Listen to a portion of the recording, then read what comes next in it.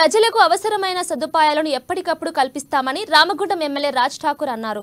ఈ మేరకు కార్పొరేషన్ పరిధిలోని 38వ డివిజన్లో వివిధ శాఖల అధికారులతో కలిసి పర్యటించారు.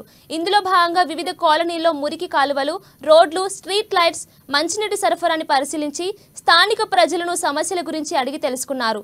అదేవిధంగా సమస్యలను ఎప్పటికప్పుడు సంబంధిత అధికారులకు తెలియజేసి పరిష్కరించారు. వర్షాకాలంలో ప్రజలకు ఎలాంటి సీజనల్ వ్యాధులు రాకుండా ప్రత్యేక చర్యలు తీసుకుంటామని ఎమ్మెల్యే తెలిపారు. చాలా బీద పరిస్థితులు